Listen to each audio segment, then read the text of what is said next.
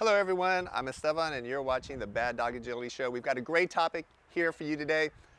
How many of you out there has a dog that turns wide or frequently goes off course? Well, before we get to that question, I want you to give me a thumbs up if you can hear my voice and you can see the video. All right, just put some thumbs up there. Sarah's gonna check it out, make sure we've got good audio, good visual. She's giving me the thumbs up. So let's get back to the topic here. Wide turning dogs or dogs that go off course. Let me take you through the setup we've got back here, and we're going to do a couple of different things. Let me walk you through it.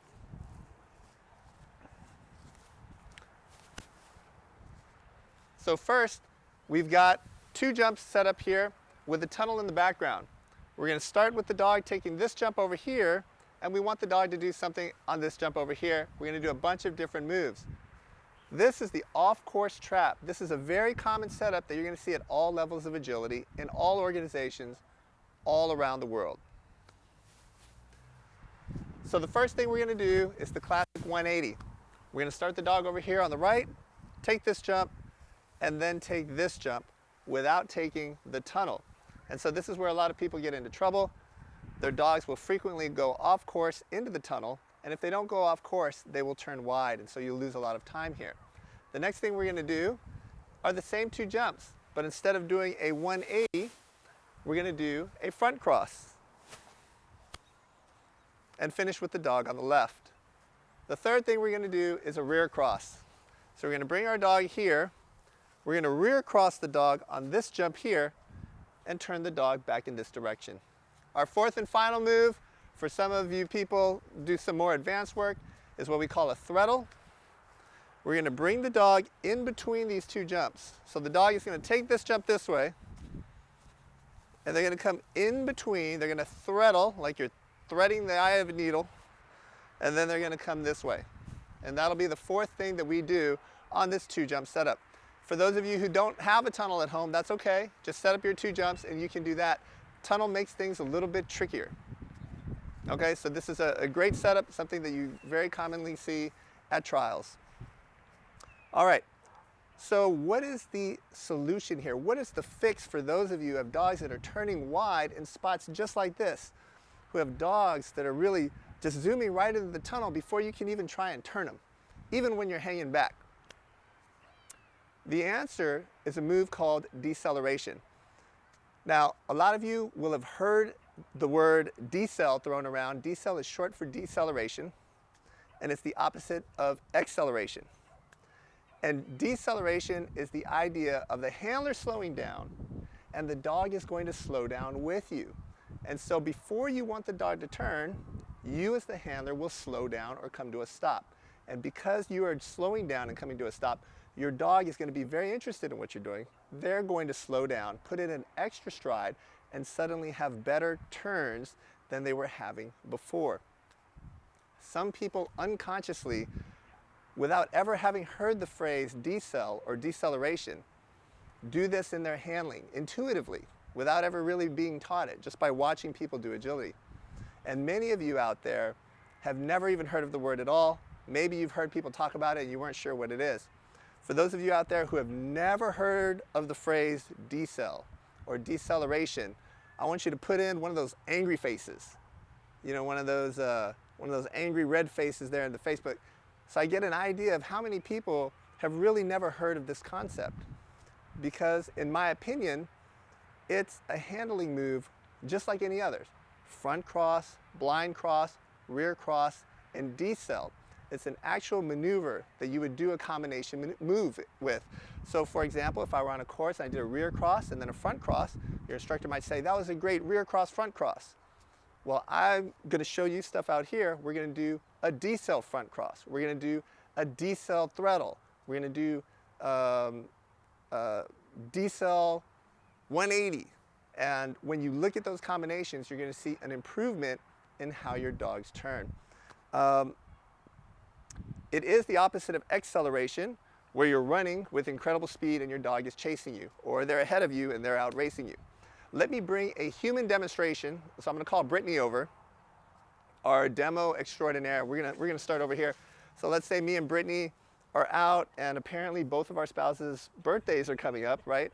Your husband, Ryan, my wife Sarah. Their birthdays are coming, so although in real life we've already done the shopping, we've already wrapped up the gifts, we've got it locked up.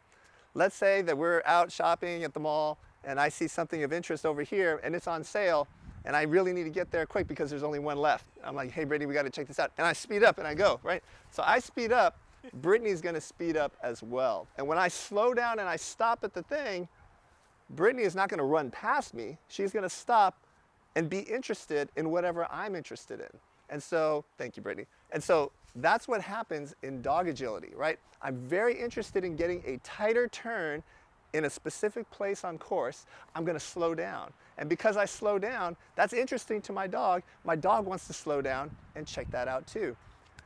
So Brittany is going to now come and demonstrate with her Sheltie ticket. And so she's going to show us all of the moves. I'm going to kind of narrate and tell you what's going on. Let me step out of the way. Have a look. And I want you to take a look closely at how wide these turns are after these jumps.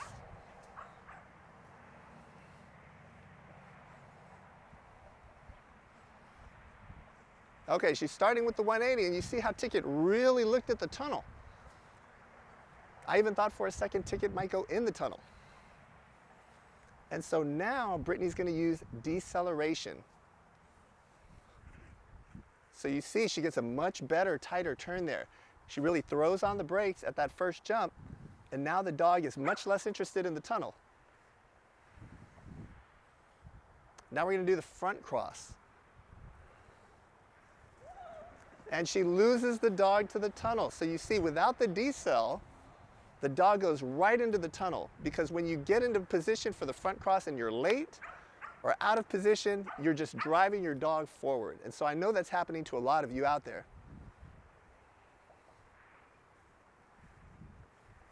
And that's beautiful. You see Brittany uses the decel at the jump to create the turn.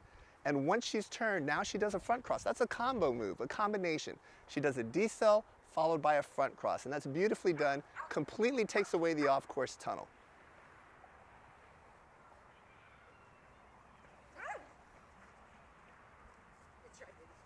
And there she tried to do the rear cross. Ticket actually read a wrap. So that was actually a beautiful wrap. Very nicely done. And now she's going to do it with decel. You can see that rear crosses are very, very tough in the face of a tunnel. And there you have a beautiful decel followed by the rear cross. Now I hope that all of you are seeing how the decel is creating a great turn at that jump. And when there's no decel, the dogs are going in full extension, driving and powering for the tunnel.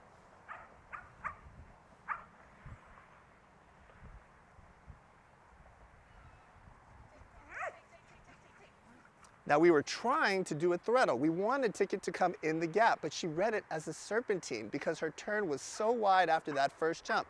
So a lot of you who are starting to do international type handling are really messing up these throttles because you're not getting a great turn. So now she's going to try and get a decel here, create the turn, and look at that. Now she gets the throttle because the turn was so much better after the first jump. So I think those were really great examples of how decel creates a great turn at that first jump. And if you're not using decel, you're going to take a lot of wide turns if the judge is clever enough to put those kind of traps behind you and in front of your dog, especially tunnels and things your dogs really like to do. And tunnels, that's really the big one. So I hope that a lot of you recognize your dog out there, and now you've got a fix to do it. So decel is a very big deal. It is a move, and I know that last week Sarah mentioned that we had just finished AKC Nationals, where Gitchy and I were fortunate enough to make the 20-inch final, finished third, 76/100ths of a second behind the winning Border Collie. And when I went back and I looked at my finals run, I counted up all the different moves I did. There was one backside, there were 2 rear crosses, there were 3 decels, and 5 front crosses. So while front crosses I did the most, 5 of them, the next most important maneuver for me were the 3 decels I did. And if I hadn't done those 3 decels, I likely would have been off course, or my turns would have been wider, and I wouldn't have finished third. I wouldn't have finished in the top 3. I might have finished 7th. 8th, 9th, who knows? So, you know, for the highly competitive handler, it's all about the small savings in times. But for a lot of you beginners out there, it's the difference between going off course into the tunnel and running clean. So this is a skill that if you don't have, I definitely want you to get. And what we're going to do now is show you a slow motion demonstration that I did with Gitchy earlier in the day. We got the feedback from you guys that you were really enjoying the slow-mo. You were able to see things better.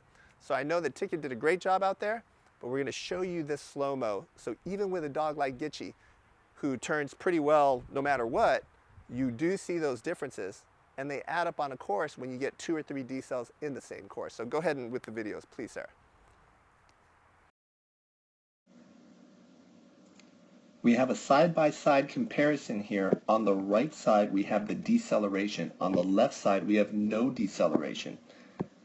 Let's take a look what happens. Here's the deceleration. You can see I've come to a complete stop. On the left side, I'm just running through. And you can see that the dog on the left is closer to the tunnel, so this turn is wider. The deceleration side is going to win. By how much? Let's check. By about 16 hundredths of a second. The dog who got the deceleration cue before the turn wins by 16 hundredths of a second. This is a comparison of the front cross. On the right side, we're going to do a deceleration. And there it is. You can see I've come to a complete stop. Over here on the left side, I'm just going to run through this front cross.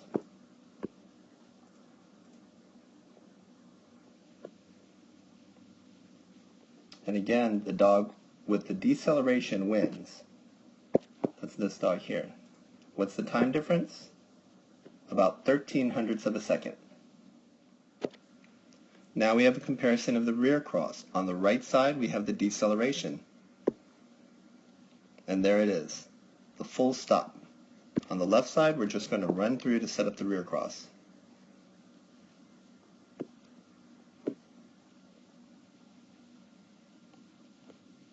So the dog on the right side with the deceleration wins again.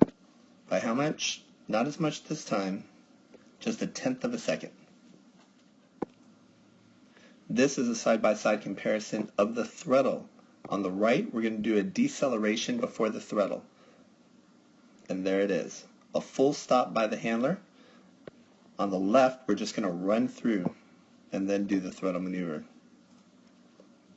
There's the throttle arm, the opposite arm, the left arm on both sides, pulling the dog into the gap between the 2 jumps and sending the dog over. You can see that the dog with the decel is going to win again. By how much? Approximately 16 hundredths of a second. In addition, because of the poor angle of approach on the non-decel side, we get a dropped bar.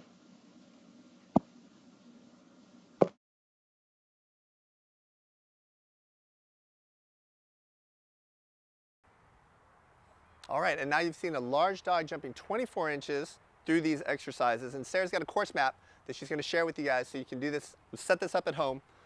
These 2 jumps are 10 feet apart, and you can start your dog any point past that. We actually put the tunnel close, so if you've got a dog that really goes into the tunnel, move the tunnel back. This is just set at 15 feet apart. When I do the proofing at a very high level, I'll actually bring the tunnels in as close as 7 or 8 feet, right, to really test the dog's understanding. So I would not start with that. So this is 15 feet, and for most of you out there, I would put it 20 feet, 25 feet, a little bit further away, make it easier for your dog. Okay, now we're going to show you the teaching, how to do it. All right, now I'm going to talk you through that. Again, we're going to bring Ticket out here. Brittany's got Ticket. Usually we'll go ahead and add a second jump. So she's going to sit Ticket in front of that wingless jump. And she's going to lead out here. And she's just going to stand by the wing. She's going to remain stationary. And Ticket is going to take a beautiful extra stride right before this jump. So if she were doing acceleration and extension, Ticket would jump from here. But because she wants to wrap, Ticket is going to get closer. and then do a beautiful wrap and come back for the reinforcement. Yes.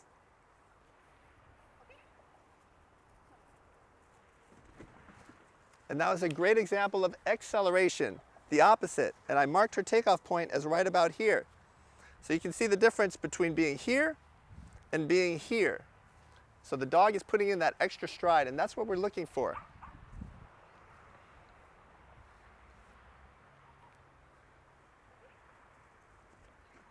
And what Brittany just did there is added motion. So that's the third and final step. That's the hard part. The easy part is for you to stand here, lead out, and most dogs are going to come. Some of your dogs are going to go wide. They're still going to look at the tunnel. Some of them may even go in the tunnel. That's okay. You just don't reward them and you try again. But eventually they get the idea to take this and come to you. The turns will get tighter and tighter and tighter over several sessions, right? And once you've done several dozen repetitions, they have a very good understanding. But what we do is, when Brittany was running by and doing acceleration, once the dog has a lot of good reinforcement for coming back to you, we call it contrast training. We're contrasting the running forward with staying still. So your dog learns, when I stay still, come back for the reinforcement. When I'm running, extend. Go ahead and go for that tunnel. It's okay. So what you're going to find is, after you're able to ping pong back and forth, and your dog does it pretty well, you add handler motion. Sometimes that throws the dog off. So don't be surprised when you first add this handler motion and then you stop, your dog still shoots off for the tunnel. In fact, there are a lot of you out there who kind of do agility like that now, especially if you compete in a lot of the gamblers classes. You may run up to a certain point where you're not permitted to cross a line, and then you send your dog off to do things. And so dogs that do that often will have some difficulty at first in understanding your decel cues. But decel is such an important maneuver that I really try and protect that cue. So when I'm stopped, I want my dog to stop. And that's how important that move is to me. All right, so we've shown you the teaching, and now we're going to move right into the Q&A. So any questions that you guys have? Someone mentioned that when you were teaching the skill, and I hear this a lot, you first start teaching your dog, and then you come to a stop here. Your dog stops, but they don't take the jump. They stop on this side of the jump. That's okay, right? You just encourage your dog to take the jump and then give them their reward. But you don't want to overly reinforce them here before they actually take the jump. You might do it once or twice, it's not a big deal, but you don't want to do it every single time. You kind of want to wait until they're able to go and take the jump, and then you reinforce it. Yes, someone mentioned there that you can actually use your command to get it over. I'll tell you that the command I use is whatever my dog's name is. So I've got two dogs, Miria and Gitchy. So when I want Miria to come do this, as soon as she's landing from the first jump, I'm already saying, Mir, Mir, Mir. And that means, Mir, come over here, take this jump, but take it nice and tight. Mir, Mir, Mir, I'm never sending you to the tunnel. Mir, Mir, Mir always means come back to me. Same thing with Gitchy, Gitch, Gitch, Gitch. Other commonly used words, some people will say dig, dig, dig, dig. Some people will say check, check, check, check, or repeat it. And those are all common cues that you get. You can call your dog's name if you like, and then add the word jump. But in general, my jump word is over. I only use over for extension. So if I'm running through here, I'm going to say over, over, tunnel. If I'm wrapping, I'm saying over, mir, mir, mir, mir, mir. What if I'm doing a rear cross? I'm going to say over, over, because I want to extend. So whenever I'm using a dog's name, I want them wrapping tightly. If I say over, you're free to extend. So just make sure that you're consistent in the use of your verbal cues. That's the only thing that I would advise there. Do we have other questions? Yes. Let me see. Okay, we've got a couple other questions. Okay, here's a question. Talking about knocking bars when handlers stop too abruptly. Yes, so Pam, absolutely right. Dogs will drop bars, especially when you are first teaching the skill. But over time, the dogs learn that it's their responsibility to keep the bars up.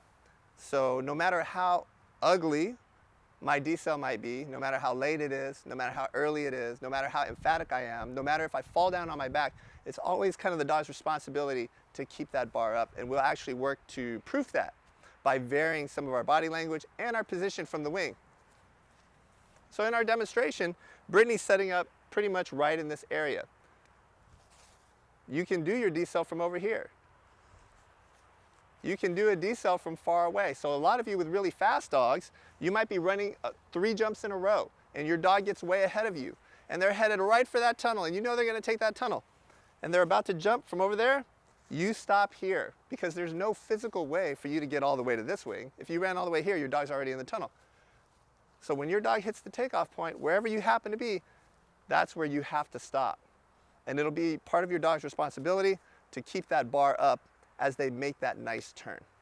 So you can do it from a lateral position, you can do it from a distant position, from behind the dog as well. That's how powerful the decel cue is. All right, we have Kathy asking about when you begin movement after the decel, and she clarified, when do you add motion after the decel? Okay, so that's a great question. Kathy wants to know when we add motion after the decel and movement before or after? After the decel. In the teaching phase, most people, myself included, will just remain motionless and encourage the dog to come into us. So we'll stand here, just like you saw Brittany do, and reward the dog right here. So they know to always drive in toward us for their reinforcement, wherever we happen to be. The next thing I like to do is throw the toy out away from me. So if I've got a toy here, I put it in my left hand, and as the dog is wrapping and their head is coming around this wing, I've got this toy, I'll take one big step this way. And I throw the toy that way. This encourages them to really tighten this turn and power through and accelerate for their toy. Because when they come up to you, they're not accelerating into you, otherwise they would knock you down. So dogs slow down in order to get their food from you. They slow down so they can jump up and do their tugging with you. But when you have a toy and you throw it, they power through and accelerate. So they'll really tighten up this turn. So the answer is, as soon as they're taking off, you are free to move about the cabin. All right, that's always the time when you can go. And that's when I would start to build motion. But it's a great question. To start, I remain motionless. You may have just answered this, I was monitoring, but Kay was asking about the point of commitment that you use to continue on to your course. The commitment point usually for a dog is going to be at their takeoff. For smaller dogs, it can often be difficult. You may need to build that commitment, right? They may, for example, let's say you're going to do a front cross. If I do this, they wrap, and then I start to leave on my front cross. Sometimes they won't be quite committed, and then they'll turn away without taking the jump. So sometimes that'll happen. If that happens, it's not a big deal. You just don't reward the dog, and then you go and you try again. In between your non-reward and trying again, I like to have the dogs do a couple tricks. Touch my hand, maybe do a sit, look at my eyes. I'll call my dog's name. This way I can give them 2 or 3 treats for doing something. So even though they were a loser because they didn't get it right and they didn't get a treat at first, now they've got 2 or 3 treats, and now we can try again, and they're a winner. They've won 3 times in a row. So the reinforcement rate is still up and high. They're enthusiastic, they're motivated, and hopefully the next time we try it, now I'm just gonna not leave so soon.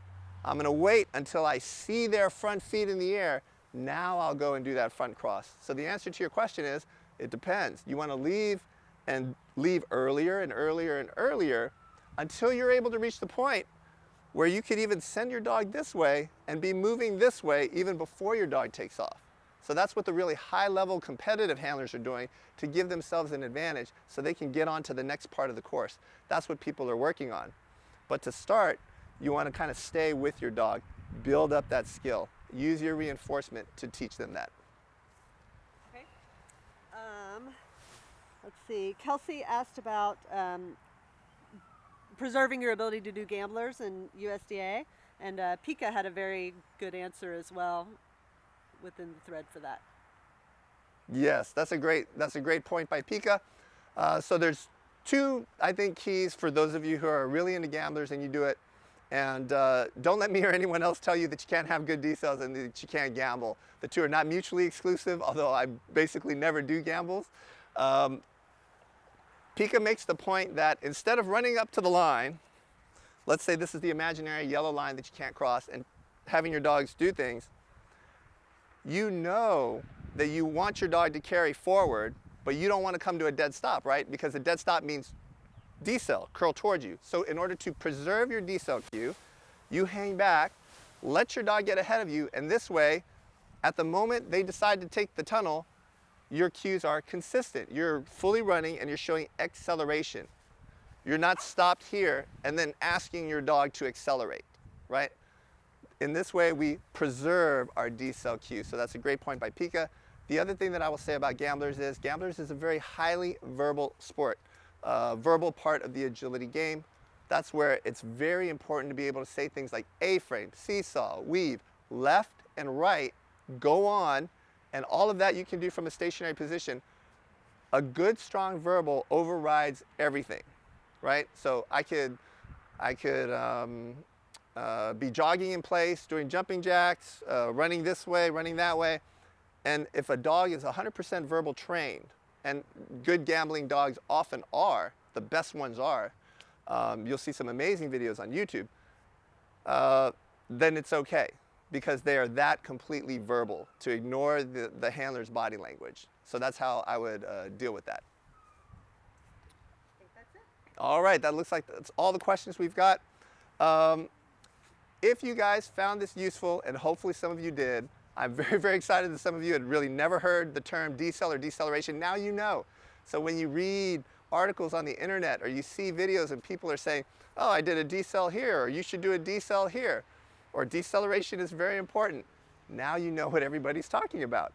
And so you won't feel left out. But if you have a friend and you know they don't know what decel is or deceleration is, or they're having these kind of off-course problems and these wide turns as well, please share this video with them and help them out as well. Be a friend. As always, leave any questions in the comments. We come behind you guys and we still are answering questions that you guys are posting even weeks later. All right. Is there anything else you wanted to cover? All right. That's all we've got for you this week. Thank you so much for joining us, and we will see you next week.